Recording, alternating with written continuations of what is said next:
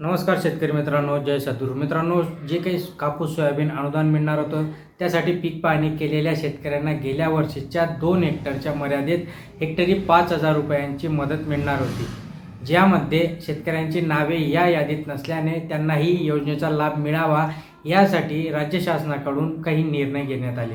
त्यानंतर हा GR आता काढण्यात आला.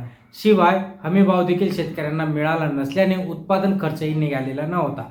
त्यामुळे या खातेदारांना 2 हेक्टरच्या मर्यादेमध्ये 5,000 रुपये शासनाकडून देण्यात येणार आहेत. आता या संदर्भातील GR ऑलरेडी आलेला आहे. बट ज्या काही शेतकऱ्यांना यामध्ये खातेदारांची ई पीक पाहणी केली असेल यांनाच मदत देण्यात येईल का, किंवा ज्या शेतकऱ्यांचं ई पीक पाहणी नाही अशा शेतकऱ्यांना मदत मिळणार नाही का, तर या संदर्भातील हा आजचा व्हिडिओ.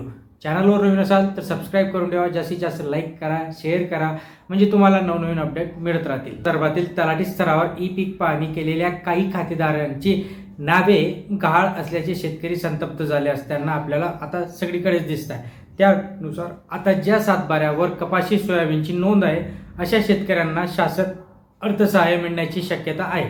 तलाठी देणार या सगळ्या गोष्टींची माहिती वर आणि त्याच्यानंतर शेतकऱ्यांना त्याचे पैसे डिपॉझिट होतील.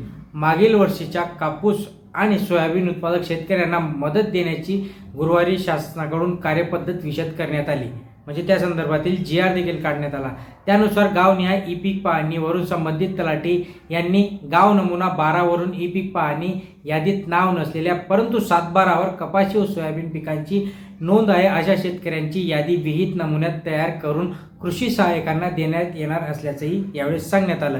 आता जे काही वनपट्टेधारक आहेत त्यांच्यासाठी याच्यातनं सांगण्यात आलं, जे काही चंद्रपूर साईडचे जे काही जिल्हे आहेत त्यांच्या संदर्भात पण याच्यात माहिती देण्यात आली की आदिवासी शेतकऱ्यांना वनपट्टी वितरित करण्यात आलेले आहे. अशा वनपट्टेधारकांनी कपाशी किंवा सोयाबीन अथवा दोन्ही पिकांची लागवड केली होती याची गावनिहाय यादी संकलित करण्यात येऊन देखील जिल्हा स्तरावर ही यादी पाठवण्यात येणार आहे. आता याच्यामध्ये जर आपण ओव्हरऑल बघायला गेलं तर ज्या शेतकऱ्यांचं सातबाऱ्यावर कापूस आणि सोयाबीनचं नोंद आहे बट त्यांचं ई पीक पाहणी जर झालेली नसेल तरी तलाट्याची रिस्पॉन्सिबिलिटी, तलाट्याचं हे काम आहे की त्या शेतकऱ्यांचं ई पीक पाहणी करून घेणं. म्हणजे ज्याप्रमाणे आपण सांगितलं की याच्यामध्ये शेतकऱ्यांना मदत करणार कोण, तर राज्य शासनाला मदत करावं लागणार. शेतकऱ्यांचं ई पीक पाहणी नसेल, त्यांच्या सातबाऱ्यावर नोंद असेल तर त्यांना सगळ्यांना याच्यातनं पैसे द्यावे लागणार आहेत.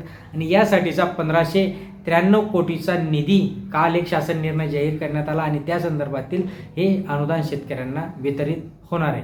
अशाच महत्त्वपूर्ण अपडेटसाठी अजून आपल्या चॅनलला सबस्क्राईब केलं नसेल सबस्क्राईब करून ठेवा, जास्तीत जास्त लाईक करा, शेअर करा. धन्यवाद.